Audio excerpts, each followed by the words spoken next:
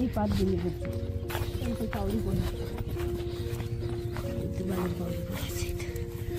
এই তো ঠিক ঠিক ঠিক, হ্যাঁ হ্যাঁ হ্যাঁ একদম এবার পরিষ্কার বোঝা যাচ্ছে। এটা হচ্ছে পুকুর, দেখে বোঝার উপায় নেই। পুকুর আর জমি সব কুয়াশাতে একাকার, আর সামনে রয়েছে ধান ক্ষেত, কিন্তু এখন কিছুই দেখা যাচ্ছে না এই দিকটাতে। এখন বাজে হচ্ছে প্রায় 8টা। অবস্থা দেখুন দিকে।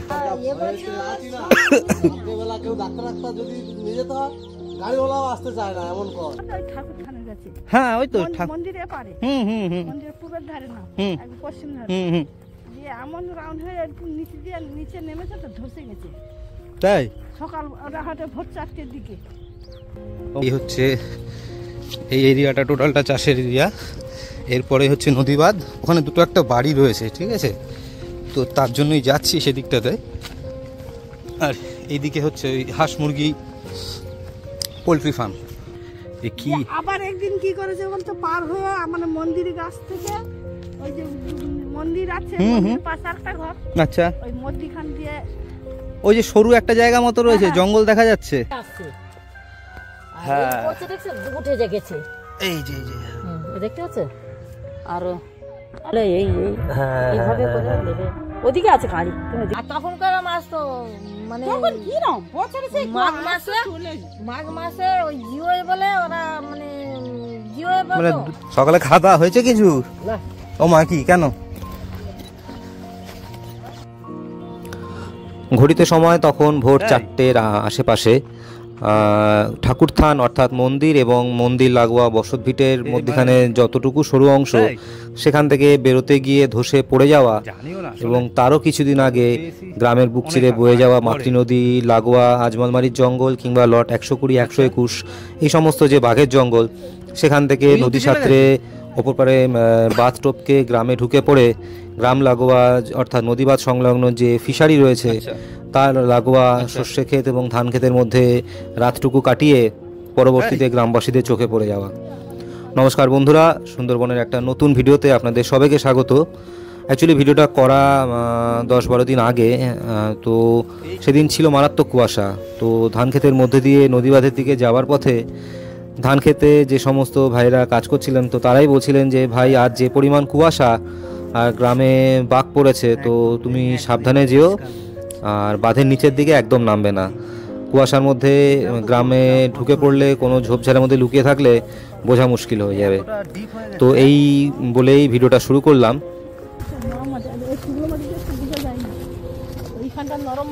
হ্যাঁ হ্যাঁ, এইদিকে মাটি তো শক্ত, যার জন্য ছাপ পড়েনি এদিকে পুরো।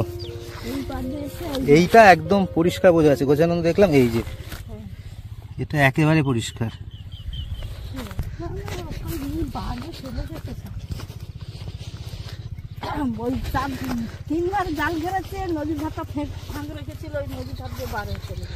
এরকম বাচ্চা কাচ্চা নিয়ে এইভাবে, তার মানে এই সাইড দিয়ে এসছে, পার হয়েছে কি জানো, সেই এখানটা পার হয়েছে এই জঙ্গলের ভেতর দিয়ে, রাউন্ড হয়েছে ভিতর দিয়ে, গ্রামের মধ্যে দিয়ে।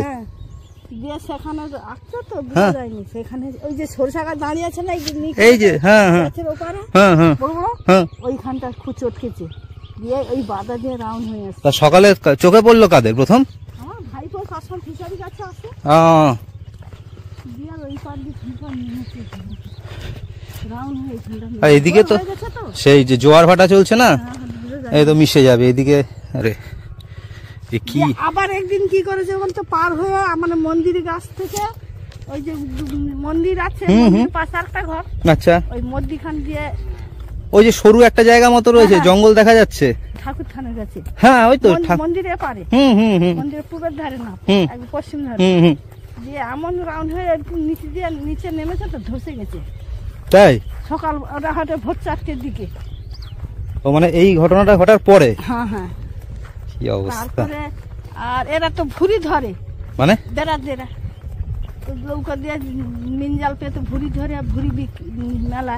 আচ্ছা, ওরা জাল পাততে চলে গেছে, জাল পাততে যখন আসে তার পাউড়ি ধরে ধরে নেমেছে, আচ্ছা দিয়ে এপাশ আর আসে না, ওই ওই টানা চলে গেছে সে না আবার পার হয়েছিল এটা পারে। তাই? কি অবস্থা! হ্যাঁ হ্যাঁ শুনছিলাম ওরা জাল ফাল নিয়ে ওইখানে এসছে, ওইখানে ধরেছিল। জাল নিয়ে এসছিল ঘিরতে। আচ্ছা আচ্ছা, ও সেদিন এইখান দিয়ে বেরিয়েছে। কি অবস্থা! এই মুহূর্তে যাচ্ছি নদী বাঁধের দিকে, মানে কোথা থেকে যাচ্ছি দেখতেই পাচ্ছেন অবস্থা। তো দুজন দিদি বললেন যে নিচের দিকে যাবে না, বাঁধের উপর উপর হাঁটবে, বাঘ পার হয়েছে কিন্তু এদিকে। আমি বললাম না না, আমি ওপরেই হাঁটবো। তো এই হচ্ছে এই এরিয়াটা, টোটালটা চাষের এরিয়া। এরপরে হচ্ছে নদী বাঁধ, ওখানে দুটো একটা বাড়ি রয়েছে, ঠিক আছে? তো তার জন্যই যাচ্ছি সেদিকটাতে। আর এইদিকে হচ্ছে ওই হাঁস মুরগি পোলট্রি ফার্ম, এই ঘর ওই ঘর পেছনের ঘর সব এগুলোতে ওই হাঁস মুরগি ডিম ফোটায়, এবার সেগুলো বিক্রি করে ব্যবসা। ওই যে সামনে দুটো চারটে বাড়ি রয়েছে, এদিকে এই লক গেটটা মেরামতি চলছে, দেখুন।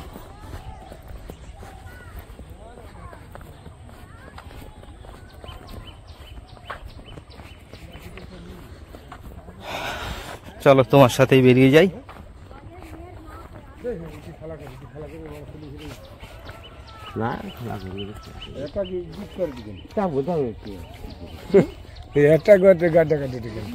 এইটা কি পুরো পুরো পুরো ভাঙা যাবে? এটা এই যেটা আগেরটা ছিল পুরোটা ভাঙা যাবে কোথা না?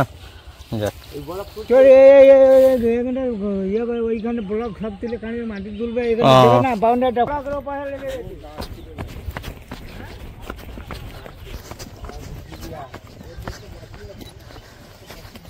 সকালে খাওয়া দাওয়া হয়েছে কিছু? ও মা, কি কেন? অনেক বেলা হলো তো, খাবে কখন? খেতে তো হবে। যদি আমিও খালি জল খেয়ে রয়েছি এখনো। আমি বাড়ি থেকে বেরিয়েছি 4টের সময়।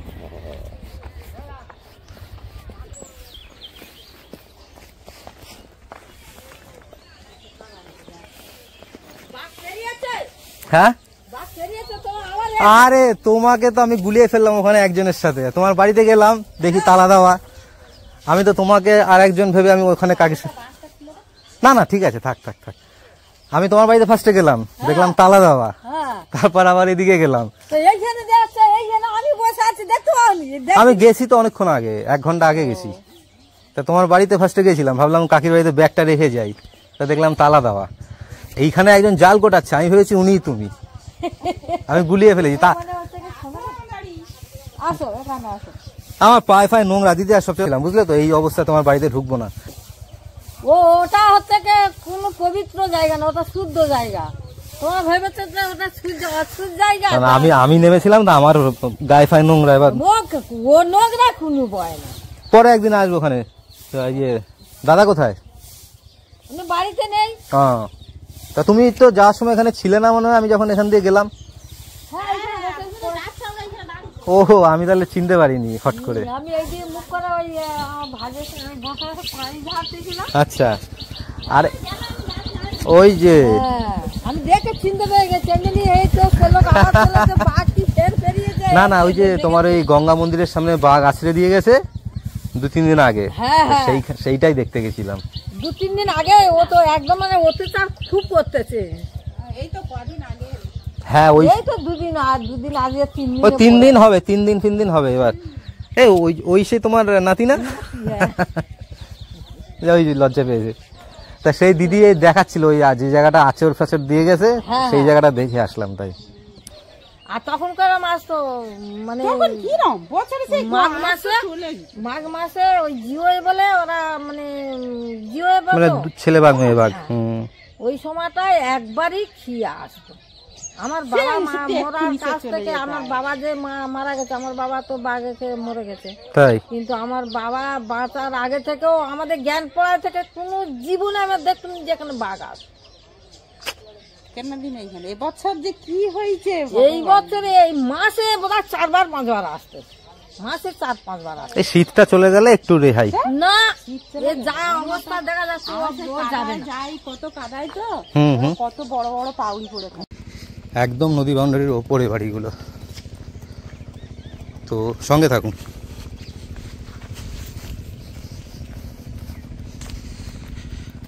আসলে মানে যেতে চেয়েছিলাম এক জায়গায়, রাস্তা হারিয়ে চলে এসেছি এই দিকটাতে। আমি এই দিকটাতে আগে একবারই সম্ভবত এসেছিলাম, কিন্তু তাতেও সব গুলিয়ে গেছে রাস্তাগুলো, বুঝে উঠতে পারছি না যে কোন দিক থেকে কোন দিকে এসেছিলাম। দেখেন অবস্থা, একবারে ধুধু প্রান্তর। এখানে কোথাও লুকিয়ে থাকলে কারোর বোঝার সাধ্য নেই, মানুষই নেই। মানে দু একজন করে মাঠে ঘাটে কাজ করছে, বাদবাকি পুরো ফাঁকা। বেশ খানিকটা এসে গেছি। কি অবস্থা এদিকের বাঁধের, এ বাবা দেখেন অবস্থা। এই জায়গাটা মনে হয় নতুন করে করছে, জায়গাটা ভেঙে গেছে সম্ভবত। সপ্তাহখানেক আগে একবার এসেছিলাম, তখন এই অবস্থা ছিল না। কি পরিস্থিতি এদিকে। আমি সোজা গিয়ে ডান দিকে যাব। একটা বাড়ি দেখাচ্ছি, আমি একটু জুম করে বাড়িটা দেখাচ্ছি। এইটা হচ্ছে বাড়ি, মানে ছবির মতো সুন্দর, কিন্তু যেটা দেখানোর সেটা হচ্ছে ওই যে বাড়ি, আর সামনে এই ইটের রাস্তা। বাদিকটা দেখুন, মানে যতদূর চোখ যাবে শুধুই জঙ্গল। এই হচ্ছে ভুবনেশ্বরী চর, মানে বাঘ লুকিয়ে থাকার একদম মানে আদর্শ জায়গা। অবস্থা দেখুন, মানে একদম ফুল জঙ্গল, টোটালটা জঙ্গল।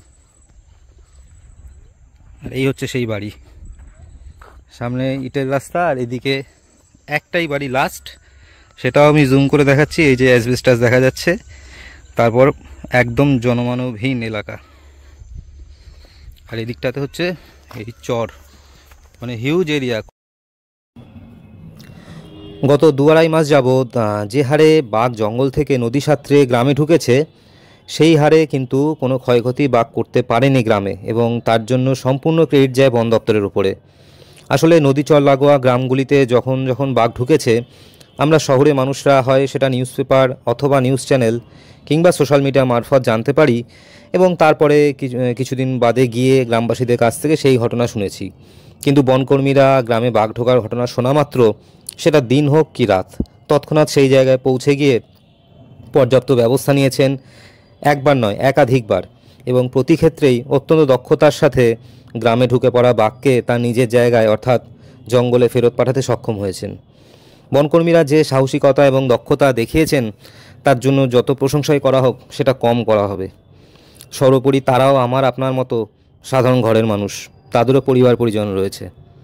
পরিশেষে এটাই বলবো যে ভালো থাকুক সুন্দরবনের নদীচর লাগোয়া দরিদ্র অসহায় মানুষগুলো, ভালো থাকুক আমাদের বনকর্মীরা, সর্বোপরি ভালো থাকুক আমাদের সুন্দরবনের দক্ষিণ রায় অর্থাৎ রয়্যাল বেঙ্গল টাইগার। তো যাই হোক, ভিডিওটা এই অবধি, আর টানলাম না। ভিডিওর কোনো অংশ যদি সামান্যতম ভালো লেগে থাকে তাহলে লাইক কমেন্ট সাবস্ক্রাইব করে পাশে থাকবেন। আর সুন্দরবনের এরকম প্রত্যন্ত অঞ্চলের বিভিন্ন জায়গার ভিডিও নিয়ে ফিরে আসছি নতুন কোনো পর্বে, নতুন কোনো জায়গায়।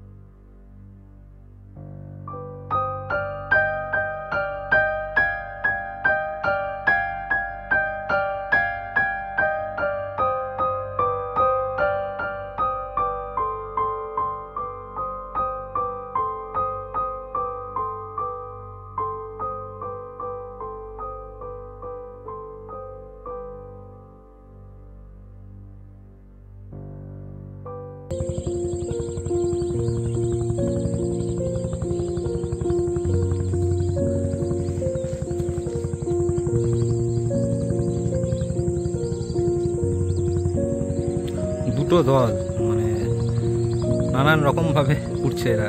এইবার দেখুন